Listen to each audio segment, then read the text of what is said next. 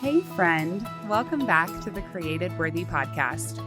I am your host and fellow worthy warrior, Danielle Damrell. On this show, we are creating space for genuine connection by unifying women of all ages, backgrounds, and experiences.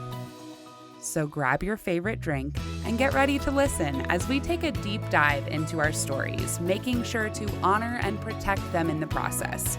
We will also uncover the threads of creative processing that have already played a part in each of our lives. When we know how to utilize this as a skill, we can continue growing into the joy-filled, triumphant women we are created to be. You are created worthy. Hello, welcome back to the Created Worthy podcast. I am joined today by another incredible woman, Ati Grinspan. Ati believes that there is a very specific process for helping people, and she is on a mission to share that with the world. As a personal branding coach, speaker, photographer, and best-selling author, Ati is spreading her light all across the world. Growing up in Argentina, Ati experienced many challenges that she has turned into learning blocks and now uses to help other people step into their authority and grow their businesses into the empire of their dreams. Thank you so much, Ati, for joining me today on the very first episode of season 3.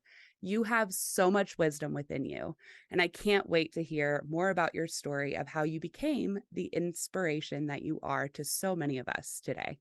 Oh my God, that intro, girl, like you're gonna make me cry. Oh, that's kind of the purpose. I am so excited to be here.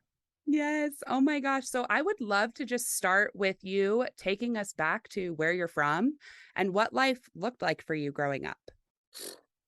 So I'm originally from Argentina, and I'm gonna give you kind of a heads up, right? I've been in the US I got here in 2001. That was like my final destination. I was here before that, very shortly, living in Washington, D.C. But since 2001, that's it. I've been here. I came to Miami first, and then I came to Vegas, and I never left. But I'm originally from Argentina, and life was so different. I always told my mom that I wanted to go live in the US since I was 6. So I don't know why or what was kind of like ignited that. But my mom says I've been saying that since I was a little girl, right? Like, and I didn't know anything. I didn't know anybody that lived in the States. I didn't know anything. So I have no idea. But I always knew that I wanted to travel. Like, I always knew that I wanted to see the world, and I'm a people lover. Well, you and me met in person, and you probably Yes. saw that. I really like people, which that's something that not everybody can say, right? Like, not Yeah. everybody loves to be surrounded by people and talking to people and curious about people. So for me, growing up, I'm an only child, and my home was the home of every kid in the block. I love Because that. That's what I strive to provide for my little only child. well, and you know what? My kid is an only child, and we kind of encourage that, but like kids are just different now, right? Like they play different, the way they Yeah. socialize, and like for me, it's just acceptance. Even though we throw parties or we do things on the weekend or whatever, like I'm like, hey, why do you invite your friends? He's like, no, we're just gonna play on the iPads. I'm like, and there is like 5 kids playing on iPads, but everybody's alone in that at their house, right? Yep. It's their world. And I mean, we do that, like we used to do, Yep. right? Like during the pandemic, we did like Zoom meetings, and not meetings, but like Zoom parties. FaceTime. Yeah. All of the things. So I mean, it's just about acceptance, but like to the point of where I am today and everything is like life was so different growing up. And I personally didn't come from like a poor family, but we were like, middle class, where money was always like it was kind of like the reason to fight, right? Like it was like Mm. the power struggles, right? And now that I'm an adult, I can understand why that happened, but that was kind of how I grew up. So I didn't grow up with a lot of confidence. I didn't think like, people in overseas, or well, we're in the same continent, but like they're different. Like here, people are more prone to be positive and to like personal growth and all the things that, even though I know a lot of American people look at me like, really? Yes, like because a lot of these other countries, like imagine Argentina has always been poor in Hmm. general. Yeah, So that's part people of the are, culture. it's part of the culture is Yeah. you have to struggle. Everything is shit. Like not right. Like Hmm. so I remember growing up, and my mom is very opinionated woman, which I don't know where I got that Oh, from, yeah. but also like she got a really hard life herself. So now as a mom, as an adult, I can totally understand. And I did a lot of healing around it, but my mom, in her eagerness to protect me, there was a lot of like, oh no, no, don't do that, or like you can make decisions, or so I grew up, feeling like I wasn't like really that good, right? Mhm. Like I was loud, and I was the girl that got kicked out of ballet because she couldn't follow directions, right? Because I Yeah. didn't want to do Were ballet. you the too much girl? I was a too much girl. And like I was the girl that at school would talk too much, but then she would be on every play, right? Because that I did great. But it was always highlighted how restless I was, how busy I was, how loud I was. And then so when on my 20s, and I don't know if this ties into your question, I had my first business when I was in Wow. college. I opened a bartending school with two friends, and that was my first entrepreneurship. And that uh, was in Argentina? and that was in Argentina, and Wow. we were wildly successful.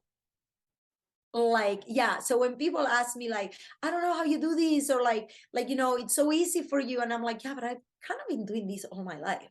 Yeah. You've Like been not showing up just, as you your whole life. And yeah, that and has it was been. hard at the beginning. Like I wasn't like that good at what I did, but like even like because we had a bartending school, and Mhm. we used to teach the classes, right? And then we used to teach the guys to go and visit bars and visit the owners and kind of offer to do like, because we did flair bartending, right? The shows with the bottles, the all of that. Oh, so it was like a whole production. Yes, there was like, and so we taught at the school, we taught mixology, but we also taught the tricks. So that was their distinguish, right? How they would like separate themselves from the rest. So we used to like have this system where we would send the kids were young adults, they were not kids. I'm thinking kids because now I'm an adult. Yeah. Is the drinking age in Argentina 18, 18? 18 and up. Okay. I was like, So wait a minute. You were 20. So, okay. so That 18 makes and sense. up is, and then I left Argentina when I was 21. Okay. And that is that when you came to the US for And the that first was time? it. That was it. I went to Spain. I Okay. went to Spain, and I looked for work. I went to Spain with like $200 on my pocket and my ticket that my mom bought me at the time. And even though I had the school, it was still kind of like so I moved out of my house when I was 18. Then I had the school. I was still working, bartending. I was also going to school for hotel management with like minor in marketing. So kind of all ties together. Like when I think about it now, oh my Yeah. God, like it all ties together. I call those the puzzle piece seasons, Yes. like where all the puzzle pieces come together and like the hard and the good and the like doesn't make any sense all just comes together to make this beautiful puzzle that leads to where you are right now. Which is crazy because I remember when I was still here would be college, but there was university. So I don't know exactly. Okay. No, like it's kind of different. I remember I went to get, they give you the university book with all your signatures and stuff like that. And I went to get it because at that point I didn't know what I was coming back. If I didn't know anything. Like I Hmm. didn't know. I wasn't planning. And so I remember I went, and the main teacher, like the department director, was like, "You are making such a mistake." And we actually had a relationship outside of the school because I was teaching mixology for her at the hotel kind of like association, Okay. right? And I was in my 20s, and there were people Wow. taking my classes that were in their 50s. Wow. Like See, you're magnetic. Like it now, when I look back, I'm like, oh my God, like I didn't even see that now. And I remember she told me, oh, you're making such a mistake, not following through with your career. And I was like, yeah, but my heart is somewhere else. Like I want Yeah. more, like I want, and through my life, that was a constant. People don't see your vision. So Hmm. people tell you what they think is best for you, or what they think, Right. oh my God, you're making such a mistake. Like, but you have to kind of go for that vision, right? And that's literally my story. I always kept going for that next vision, that next level vision, since Yeah. the day I left Argentina. Wow. Wow. Okay. So that actually really well ties into what you shared in the pre interview questions for this season that I'm now starting to ask everybody. You shared the quote, she believed she could, so she did. And I think it's pretty obvious that this is something that you've lived by. But do you remember when you first thought, like what you first thought when you read that quote and like how that empowered you to continue So moving? I actually didn't come. So I feel like this kind of such a cliche, right? Yeah. Quote. So sometimes I share, I'm like, oh, it's so cliche. But it's written on my calendar, it's written everywhere. And one of the things actually was, well, the first time I read it, for me was actually the opposite. It was, oh, that's why all this time things worked out, Hmm. instead of the other way. Oh, I have to have more belief. I'm going to share something with you. So the only time there were two times in my career, if you want to call it, because I this year when we wrote Leaving a Legacy, there was kind of like a pivoting point to all of this. I never saw all these connections that I'm sharing with you until I started digging for the book chapter. Yeah. It gave you an intention to process. Like, Exactly. So yeah. what happened was, with the group of women that we wrote the book, we went into a weekend, a wellness weekend, and we had, prompts and like our intentions for our chapters and all of this. And I remember I was like, am I like confusing what I'm trying to achieve here with this with the book chapter? And our editor Rebecca was like, no, let it all come out, it will all make sense. And then we left the weekend, and I took a whole Saturday. I had my son with my mother-in-law, and I was like, you know what, today's going to be the day for me to actually sit down, no interruptions, and work on the book. And I remember sitting here in my office, and I was like sobbing because I started going back to things that seem so buried. So like the whole bartending school, right? I was in my 20s. I'm 45 this year. Mhm. So like that was 25 years ago. And I'm like, oh my God, it looks like it was 3 minutes ago. But it wasn't. And then so many things happen. And when I started, so the first time I attempted to start my photography business was when I went on maternity leave. So I rented a Okay. space, I bought all the equipment, I invested a ton of money, and almost immediately, maybe a few months in, I was like, this is crazy. I have a newborn at home. I'm trying to grow a business. And I really didn't think I was cut off for it. Like I thought I was a failure. Mm. And a lot of that came because also I had a very successful career in bartending. I was a world champion flair bartender. So when I came to do this, people were not like clapping, like people were not like throwing money at me over the bar. Yeah. Right? Like I had Totally to, different dynamic that such you a then had to dynamic. build. And my identity was kind of crashed. I was lost. Mm. And at the time I thought it was failure, and I ended up going back to bartending. And now when I go back, that was such a like lesson for me, because if I wouldn't have quit then, how much farther could I be now? However, for me, it was actually a good decision. But then the second time was when I was, okay, 3 years later, I was like, well, I'm back in the same place. I don't want to be behind the bar anymore. I don't compete anymore. I'm not teaching. I have so much more to give. And I Mm. ended up leaving for good. So just for like the story, right? Like I worked at the same bar for 16 years here in Las Vegas. And it was a place Wow. where we would make anywhere from like 700 to like 1500 a night. So exactly. So this is very comparable to women when they leave corporate. right? Yeah. Like you're making all these choices, but that's where you're making the money, but your passion is somewhere else. And this is something that I was passionate for many years. So for a long time, I tried to hide the fact that I was a bartender, thinking there was no correlation to all of that. And even though I started sharing before the book a little bit, when I wrote the whole story for the book, I realized how much everything I have done brought me here. And Yeah. that's part of what I tell people. I'm like, we need to dig on, that's your uniqueness. The reason why I can talk to people the way I do, the reason why I connect with people goes back to 20 years ago. It's not about now. Right. It's about the story that you've walked through to Mm-hmm. get to now. Well, And and you all the continue to experiences. pursue that legacy Exactly. over money and fame and all of the things that Mhm. you could have chosen to pursue. But to you, living a legacy was more important. How For me, incredible that that's also the name of the book that just isn't recently it came out. crazy? That's Isn't it incredible. crazy? Because I was talking about legacy even before when we collectively chose the name. There were like 2 or 3 options, and that was one of the options. I was like, this is so serendipitous. Yeah, that is a full circle moment, no doubt. Definitely this year has been full circle for so many things like that came to, like, I know, like we talked before it started, like I know you're probably going to be talking about your workshops and authenticity and all of Yeah. this.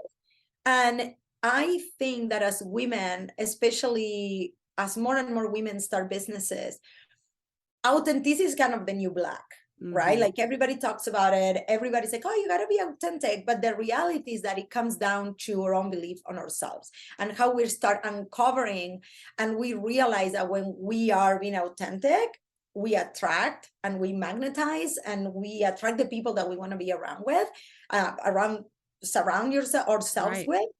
And I think that that's where we get that click and we're like, oh, Right. I understand. Which is totally counter like the Counterintuitive. counterintuitive and completely the opposite of corporate mindset, right? Because in corporate, a lot of times you're like trying to be this certain type of person to fit into this mold so that you can climb that ladder. But what we're realizing is how much devastation that leads in your actual life. So this Well, and I movement, think it is because also you're trying to feed the mold. mhm, You're trying to represent a company that not necessarily has all the same values, right? yeah, Now I think that more and more corporate settings are actually trying to attract clients, more women power, if you want to call it, yeah, that are more aligned with their core values. But that's very recent. that's yes, that's not even a decade old, so that's not even like, that's just like now, right? mhm, Like people, they want to have employees that they have their same core values, their same vision, they share the mission, but that's very like new. yes. Yeah, and I think that there's still, at least for like the major corporations, there's still a lot of work to be done to allow people to be themselves so that they can feel better about coming to work. Because Yeah. honestly, we need people to work in corporate. We Yeah. need people who feel called to serve other companies and keep those companies going because things like our grocery stores, our gas stations, Yeah. our phone companies, like all of those are run by people. Well, and for me, I don't think that everybody should be an entrepreneur. Not everybody is No. made to be an entrepreneur. That was something that when I was briefly in network marketing too, and I remember, in network marketing, they tell you, oh, everybody should want this. Everybody, I'm like, no. Like Yeah. some people, and also there is a time and a place in life to actually pursue certain things. Right. Right. Like I There's think that season for everything. there is a season for everything. Like I know one of the reasons I was able to grow my business and do what I do and stuff like that is because my husband still bartends. So Okay. so he's still, I don't think he'll ever retire. like That's from the bartending. same with my husband. He's not a bartender, but he works as like a permits coordinator for a construction company. And we've actually had this conversation where I asked him, I was like, do you think that your purpose is at all tied to your job? And he's like, no, not at No, all. same with He's my like, husband. I feel like I go to work and I provide for our family, and that makes me feel like I'm doing what I'm supposed to do. But that has nothing to do with who I am, what I feel called to, my Yeah. hobbies, my desires, my impact, none of that. Yeah, and my husband the same. And in his particular case, he actually loves it. It's fun. He only works Mhm. 3 days a week. So he used to work 5, and then as my business grew, then he went to 4, and now he's at 3. And Oh I'm my like, God. you're gonna end up leaving. He's like, no, because 3 days is like literally I go to work, and when I realize my week is over, and then he helps around the house, and he does all these other like, I don't want to call it chores, but like he takes over a lot of things Yeah. that if not, I would have to be doing, like, right. And he's a very present father. And I think that Yeah. that's the society is changing now. Yes. Yes. I love that. I want the society to change. I I think that know. that's And again, it's not for everybody, right? Like not no. every dad is gonna enjoy that. Like he actually doesn't. I hate cooking, so he loves cooking, and like it Yeah. works for us. I know it doesn't work for a lot of other families, but it works for us. So Yes, and honestly, our dynamic is very similar. I mean, my husband does work 5 days a week, but to be completely honest, he does 90% of the cooking and 80% of the cleaning. So yeah, yeah, yeah, yeah. yeah. And and I do other things. I do all our admin stuff or Yeah. whatever. And I feel like the world is changing, but it's changing in a way where we're allowing people to be more them, Mhm. right? Everybody should allow people to do what is good for them, Yeah. without, Yeah. as long as you are not hurting anybody, as long as you're not, right? Like, Yeah. you should do what is best for you, Yeah. right? For your family, for your kids, for the way you want to live, what makes you feel alive. And I think that um that's where, for me, that's why, like, when I name the name of my program is Be You Brand, is because it's like you have to know who you are first Mhm. in order to Yeah. show up, and everything else falls into place. Your offers, your pricing, everything comes down to, what life do you want to live? How do you want to show up? What do you want to leave in the world? Like, what do you want to leave behind, right? And I think that a lot of us, every single one of us, started our businesses. Oh, I would be great at making money doing that. Oh my God, I would love to do that for a job instead of X, Y, and Z. But then we realize as we grow that we're making a difference, that we're helping people. No matter what you do, I always tell people, you're helping people somehow. Mhm. Yes. That is so true. And I love that that's a focal point in what you now do, because you still do some photography, right? I still do photography, yeah. Okay, but Mhm. then you have this company, BU Brand. Do you want to talk to us a little bit about what you do in that and Yeah, how so okay, your so this is story how it ties into that? started. So when I started back in 2010, I started with portraiture. I used to shoot families, babies, right? I used to do newborn photography, and I niched down, and I did a ton of newborn photography, and that was my niche. And one thing that I realized by going back to my job after my kid was born, and I think I went back when my kid was like 24 months old or something, like 2 years. And within a year, I knew that I didn't want to be there anymore, right? But like, it was good. I re-encountered myself and all these things. And one of the things that was happening was like, I wanted to leave the job, but I was like, why I'm not taking the lead? Why I'm not giving this my all? Like, what is happening? Is there something wrong with me? I don't believe in what I'm doing. And at that point, that was the first time I dove into personal growth. Until that point, I didn't even know that I had mind game, that I had self doubt, I didn't know what imposter syndrome was. Yeah. I was like, I'm a flirt bartender, and I'm here, and I'm gonna, just like I did it over here, I'm gonna do it over here, and whatever. That's why, like, that she believed she could, so she did. I never in my mind, when I was living in Spain, I was barely making any money. In my mind, I knew that I was going to end up working in Las Vegas and competing and doing all, like, it was obvious. I'm going to do the thing and that's going to happen. Right. But then you realize that that is not that linear. Right. As Yeah. shit starts happening, you're like, oh, maybe it wasn't that linear. But I didn't get that until I was in my 30s and I started my Right. photography business. So that's when I briefly got into network marketing. And I always say network marketing gave me two things. One was it opened the doors for me to personal growth and to people that were, a lot of people were impact driven, not everybody, but a lot of people were impact driven, and groups of people that everybody wanted better and more, and in a good way, not in a I'm unsatisfied kind of way, but in I'm like, I'm happy with what I have, but I can do better. Mm-hmm. And that blew my mind because that wasn't really my environment at the time. So that was kind of like what put me in the map of this road that I'm in entrepreneurship now. That was one. So then the second thing was, because I was in network marketing, as I was building a team, I would tell my people, hey, if you get to this rank, I'll give you a photo shoot, or I would do a shoot for my team, right? And stuff like that. And I remember thinking, I love doing this kind of Yeah. photography. People. And then people, but they were not babies, they were not moms, it was completely different. So one of the things that I was doing, because I was in health and wellness, I was in the same company that Melissa was part of. Okay. And so that's how I met Melissa back in the day. So one of the things that started happening, I would see my girls in my team, well, drink my shade, do this. I was like, no, like, we want to build you a personal brand. We Yeah. want, or the other way around, they wouldn't show up. They're like, no, I don't know, like, right?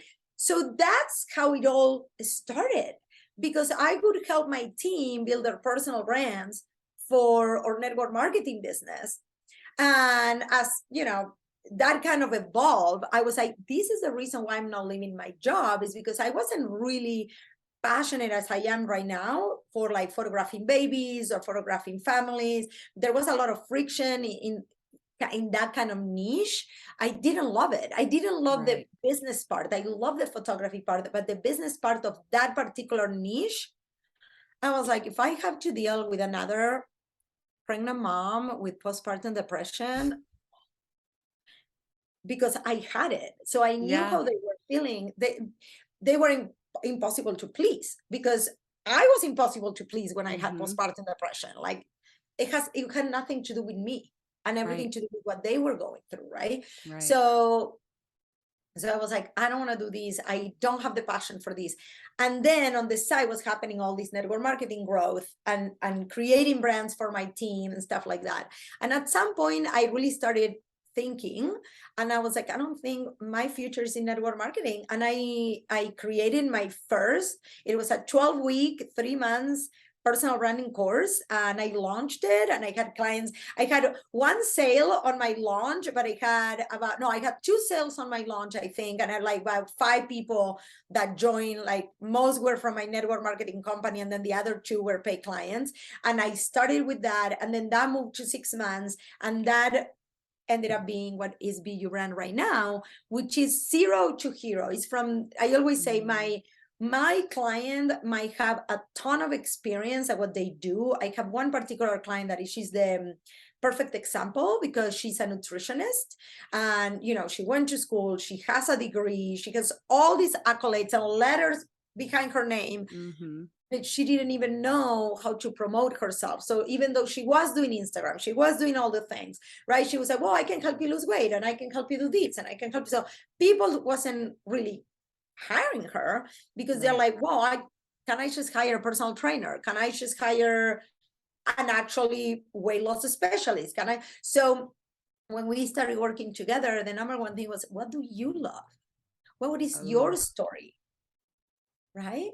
And she started telling me how her story actually came back from, she was a dancer all her life, and she was anorexic, and I didn't know that. And she was like, like, they didn't teach us how to eat properly. It was all about being skinny, and you had all these weigh-ins. And so eventually we niche down for her into sports nutritionist. And now she works with like some of the Golden Knights here in Vegas. She actually worked with my husband when he did his full Ironman. So he worked with athletes to help them really be healthy and to achieve their goals. And she loves it. But she was so lost. And the thing is that so many times she would think, well, I'm not cut out for business. I don't know how to run a business, but the reality, she didn't have that roadmap, right? And so many people think that branding is the logo, the photos or whatever, and that's just a part. Yeah, that's one part of a very, very big puzzle. Yeah. Exactly. So what I do is I work on the big puzzle, which is the strategy, right? The mission, the vision. Where do you want to be? What is your vision for this business? And even though that evolves, where do you see yourself 3 years from now? Why do you want to do this? Right? Like, what is moving you? Not only the making money part, we all want to make money, and I want to emphasize that, because I don't like, I'm unapologetic about the fact that I personally am money motivated. Like, I love seeing the numbers, but at the same time, if I don't like what I'm doing, there is no money you can pay me to do it. Yeah. I'm like, I'm an Enneagram 7, so for me it has to be fun. That makes sense. That makes sense. So like, so if it's fun, you may not pay me and I'll be there.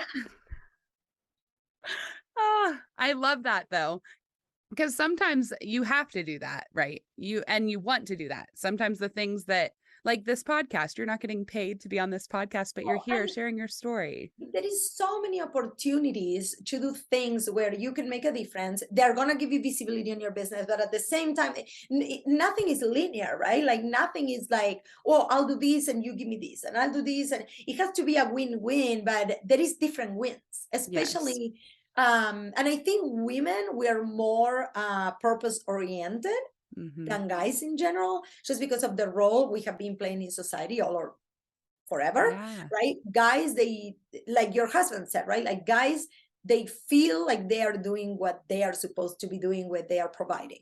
Yes. Right. Yes. For us, like, if there is a moment in my life where I could totally not run a business and do nothing, it's this one. Okay. And I'm like, yeah, no, thank you. Like, I'll go into a depression, and yeah, no. Oh my gosh, I love that. Well, okay, so we talked a tiny bit about creative processing before we started recording, but just to give the listeners a reminder, my definition of creative processing is activating one's creative mind to process through a certain intention. So the reason I bring that up continually is because I believe in the transformative power of harnessing this processing type as a skill. And the best part is everybody does it already.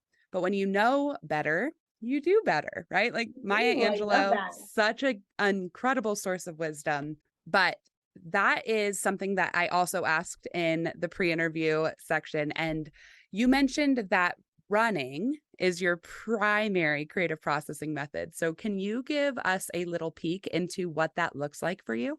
So, okay. So I didn't even know this until, so this is the thing. It's very easy for all of us. And I'm sure that the women that listen to the podcast, they're probably working from home. They're doing many Zooms and stuff like that. And one of the things that I realized is that my energy would tank.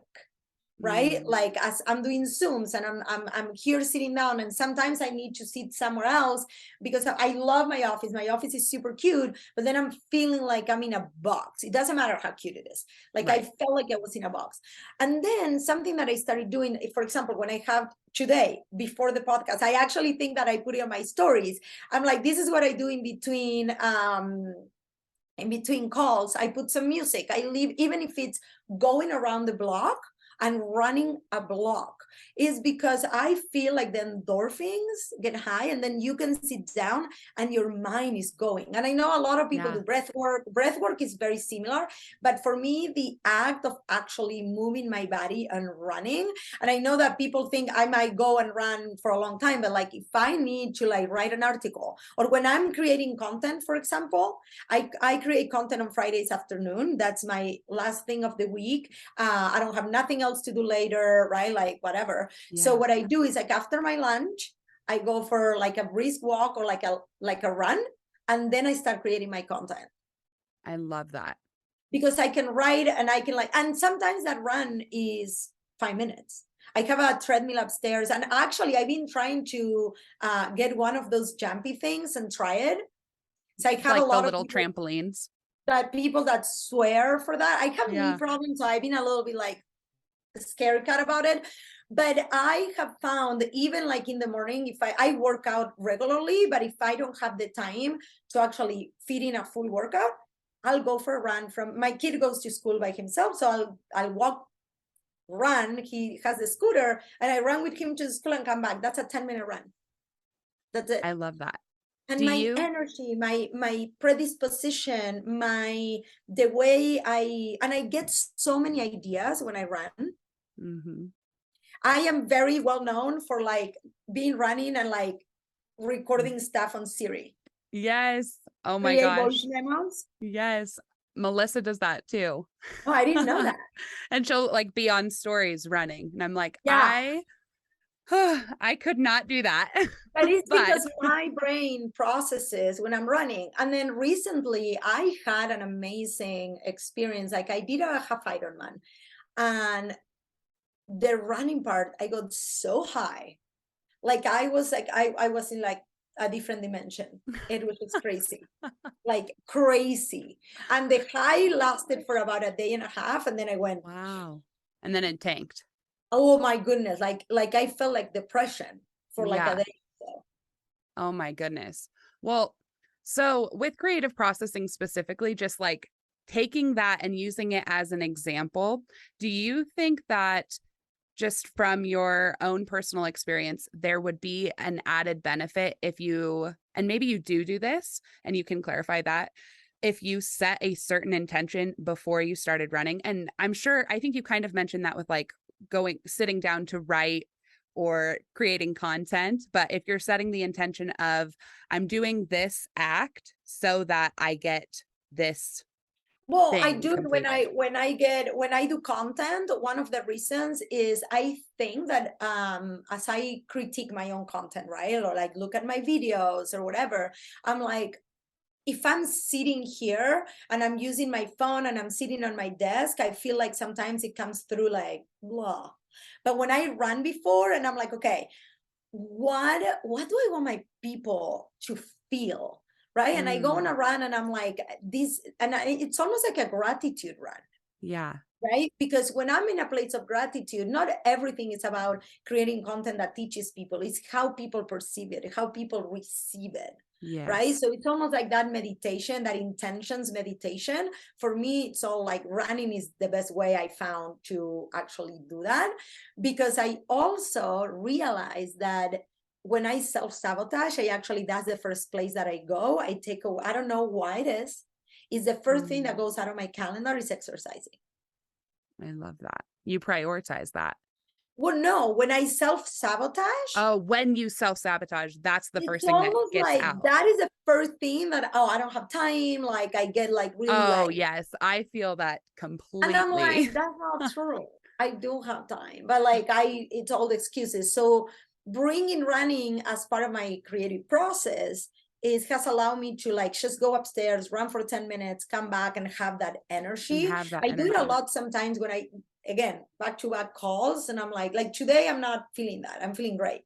Right. But sometimes you have days and days and days that you're on calls and you're teaching and life is crazy and you're Yeah. just sitting all day long and you're like, what the fuck is happening here? Right. Yes. And that's building that muscle memory of like, okay, I'm feeling this in my body. And clearly I need to redo something. I need to reset. I need clarity. I want to feel joy. So having Mhm. that muscle exercised in that intentional way to create. In the first season, I talk about how um creative processing isn't just sitting down with all your crafting supplies. I think that that's something that a lot of people think about when I say it is like, oh, you have to be a crafty person or you have to be left-brained and be super creative. But the thing is it's not. Like running is absolutely a creative processing method. Creating spreadsheets is some Mhm. people's creative So processing method. okay, you just gave me an idea that I didn't even think that this was a creative process. But for me, when I create and the way I teach content creation also, it's actually very systematic.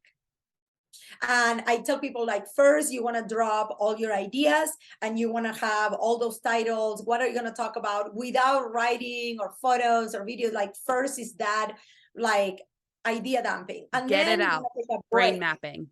Yep. And Yep. then you take a break. And I tell people the reason is because the idea mapping and the executing, they're completely different sides of the brain. Right. So part of that now, that because that's kind of how I do it. So I go for a run, then I come and dump all my ideas. I usually eat, do my makeup, whatever, and then I go to execute. Yeah. And it's so crazy because now I'm like, okay, that is my creative process.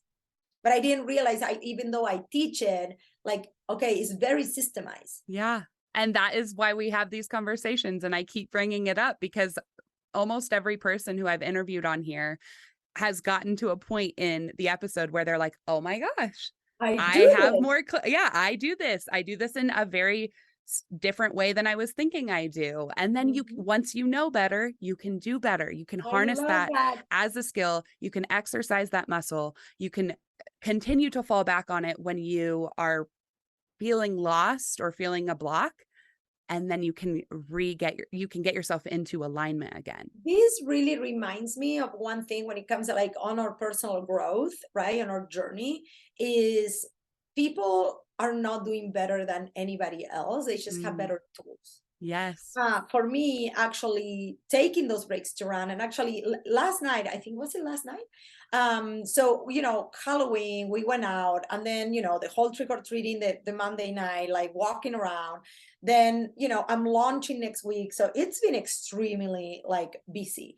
And I was telling my husband, I'm like, today I'm gonna stop. I got home at 4:30. I had a speaking engagement yesterday, and those, it's all your energy. Yes. And I was like, you know what? I'm gonna put my computer away. I'm not gonna do anything, and I'm gonna go. I was in bed by 8:45 and woke up this morning. I'm like a different person, dude. Yeah. That's protecting your peace, But that's a prioritizing your tool, joy. but it's also a tool, because Yes. most people be like, oh, I can't even tell you, all my list is so long of all the shit I gotta do. But the thing is, you cannot tackle that list with clarity. You cannot tackle that content with joy. You cannot tackle Mhm. any of that if you are not full. Right. So Yeah. I think it's really understanding those tools that make you better. And I think that so many times, and I work, a lot of my clients are, I don't like saying beginner business owners, because that's not true. A lot of them have been in business for quite a while, but they haven't really built that authority. So they've been Yes. in business, they saw a little bit of success, but they can, that next level of success is not coming because they're not seen as authorities, or Yeah. they don't have that credibility, or they don't have that bigger audience, right? Right. And one of the things that I see is, like, it's about doing instead of being. Mm. Right? Yes.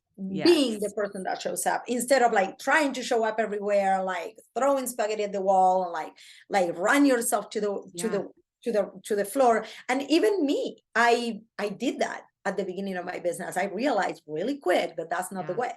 And it's easy to get back into that when you are facing I call them full seasons because Yeah. I'm trying to get away from using busy since we are in control of our lives and the decisions that we make. But when we're walking through a really full season, it's so easy to get back into that hustle mindset of like, I have to do this. I have to do this. I have to do this. And What are you going to what do to slow yourself down to speed back one up? thing that I realized too is, like, especially in entrepreneurship, there are things that are absolutely indispensable and you have to do. Most of the things are not indispensable.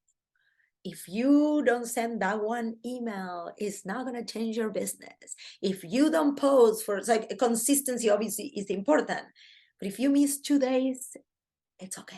It's not an Right? Like, emergency. no, yeah, you don't have to, don't miss 2 weeks, Yeah. right? But, like, but my Yeah. whole point is, like, I have many times. My kid has come from school on a Friday. I do content on Friday, and he's like, "Oh, I want to go to the park," and I'm like, "You know what? Yeah, let's do it." And I'll do content, and I'll tell him, "Okay, but tomorrow I'll have to do this," and I'll move content creation to Saturday. Yeah. Right? That's the whole fucking point. Yeah. That's time freedom. That's what you get That into entrepreneurship for in the first place. Exactly. So I think that that's where we need to get very intentional about realizing that things need to get done, but at the same time, most of us, we're not curing cancer here. We're providing a service. Somebody can wait an extra Yes. 30 minutes. Like I always tell my assistant this, when we get in like really full seasons, especially because we do photography and she does all the editing Yeah. for me. I'm like, people can wait an extra day for their photos. Send them an email and be like, hey, we're running a little bit behind. We're not curing cancer here. That's the key is communication. Like as a business owner in general, you have to be able to communicate, and you also have to have boundaries. It's Well, and so in easy my to lose particular, those. yeah, and in my particular case, I work with business owners, so they know. Mhm. Yeah. They know. Yeah. Oh my gosh, I love that. This So conversation is awesome. I'm so glad that you are an incredible, incredible person. And like, I am just so honored that you are here. As I we love it. wrap up today, I'd love for you to share just any exciting things that are happening in your life or business. This will be coming out in December. And so yeah, just with that in mind, is there So super anything you'd like to exciting. share? Actually, this is kind of like inspiration for a lot of business owners. If you hadn't put a vacation on your calendar, put a vacation in your calendar. Number one. I need that. The reason why I'm going to tell you this is because I thought that I could never close shop. I couldn't do this. We tried it last year. I have a 1 year program, you guys. My alumni loved it because they were able to catch up. They were able to not feel like they were missing out on the program. They were able to go back and watch maybe lessons that either they wanted to rewatch or they wanted to revisit, right? They were able to sit down with their intention for the new year. So that's number one. I know you said it's coming up like the first week of December, right? So Yes. if you're a business owner and you haven't put a vacation in your calendar, I urge you. So we always do December 20th to like January 4th, but we come back on the 3rd and we do like a day, right, of where we're at in our business, and then we start serving clients again on the 4th. But then like just come and follow me on social media. Let's be friends. If you are growing a personal brand and you want to get photos and you're coming to Vegas, I do a ton of clients that come from other states, either for conferences or when they come on vacation. Now they're relaxed, they can take the time to do those photo sessions in a different place. I do VIPs. So if you want to work on your brand and you are here for work or something, we can do a whole VIP and revamp of Yes. your mission, vision, your content pillars, and your photos. So just come Yes, follow me on go to Instagram. book your vacation for Vegas and go see her and get your Yeah, branding photos I done. love I that. love that. Yeah, I'm telling you, that has been my favorite because people come here, they're so excited. They bring their birth clothes, they get their hair done. They don't have the kids around. They are not in the business of their everyday life, and they show up for their business in a completely different way. Oh, I love that. And we will have all of her links in the show notes. So her website, her Instagram, LinkedIn, Facebook groups, Yeah, and I all of have it. a Facebook group. It's personal branding strategies for female entrepreneurs. I do free training in there every Wednesday morning, and those trainings, I want to tell you, people get so much out of it. I have Yeah. groupies. I always tell them, like, you guys are my groupies, people that for a reason or another, they haven't been able to either afford to work with me or whatever. And they show up every Wednesday and I serve them because I believe on the power of giving. And I believe that we all want to be giving value. So come and hang out with me. Yes. Yes. Okay. Well, so grateful for your time here today and your courage and vulnerability to share your story. You, my friend, are created worthy. So please keep sharing your light, I love stepping it. into your authority that you already have discovered within you.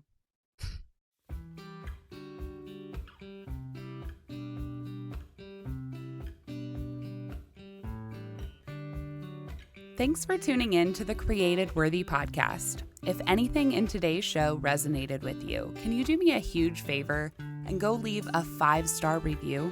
This helps more listeners find the show, and it also expands the impact, messages, and stories that are shared here. All the links and guest information are in the show notes. If you're on social media, I want to personally invite you to continue the conversations about these important topics that we're talking about.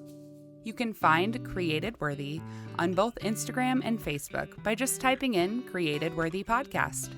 Can't wait to talk to you soon, friend. And don't forget, you are created worthy.